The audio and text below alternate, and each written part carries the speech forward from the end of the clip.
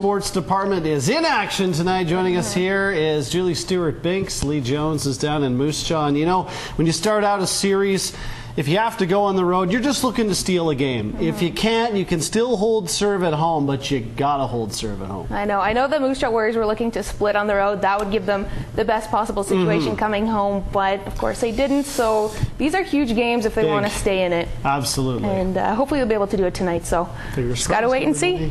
Good evening, everyone. The Moose Jaw Warriors are back at home for Game 3 tonight against the Edmonton Oil Kings in the WHL Eastern Conference Final.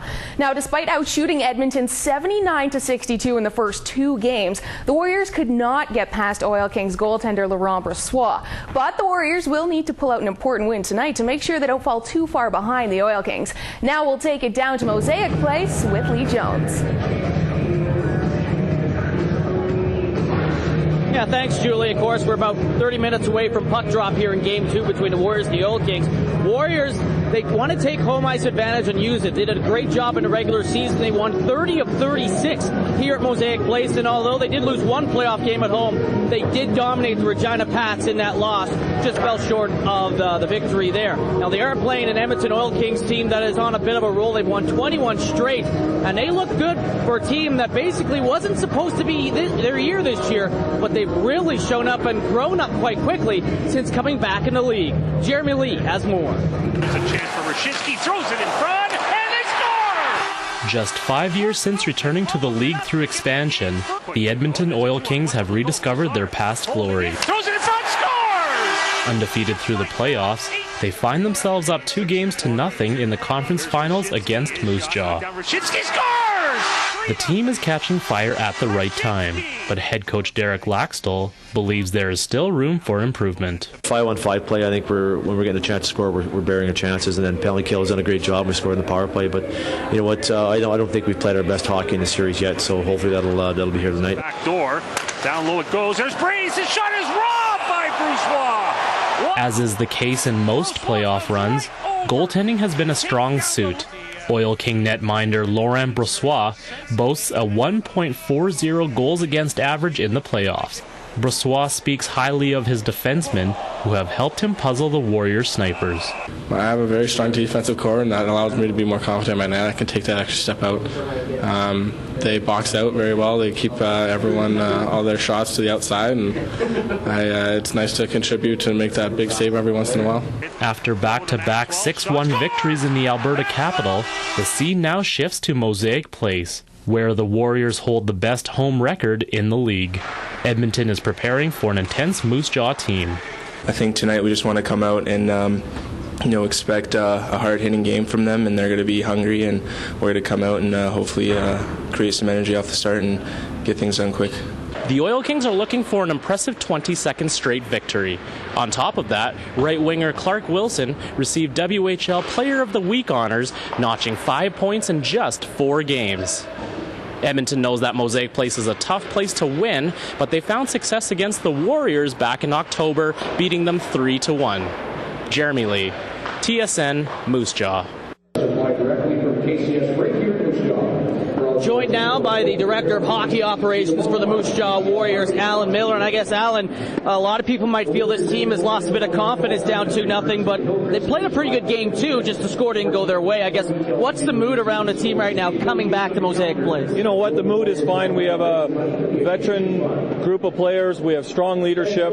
I think our guys know that we didn't play our best in Game 1. Played very well in Game 2. Probably deserved it. That it was a closer game. Maybe deserved a better outcome. We're comfortable here at home. We know this building's going to be electric. We got to come home and start with a win here tonight and get back in the series. So the mood is good. The guys feel good.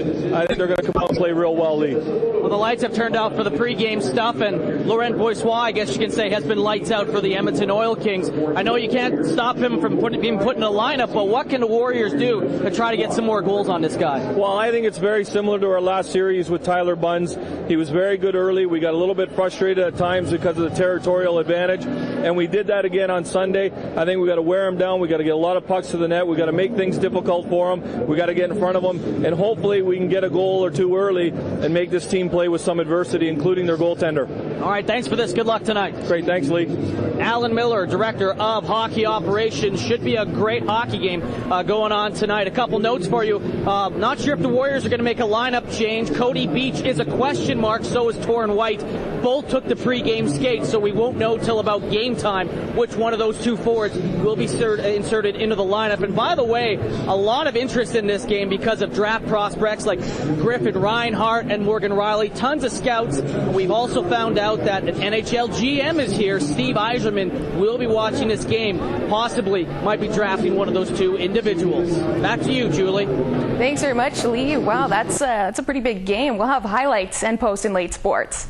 Now, while the Rough Riders are still making changes to their roster, today they said goodbye to a veteran presence on the field.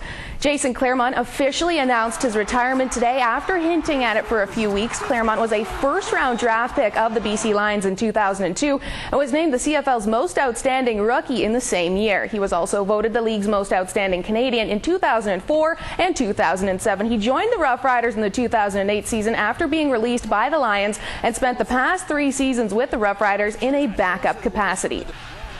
Less than 24 hours away from the start of 2-day minicamp here in Regina and Moose Jaw, and the Riders have signed a Super Bowl champion. Senoris Moss is coming to Saskatchewan. The receiver played 5 seasons with the New York Giants, scoring 3 career touchdowns. He signed with Philadelphia last year, but was cut at training camp. Moss was a product of the University of Miami. Riders also signed 2 other players, linebacker Daniel Sheffield and offensive lineman Johan Asieta.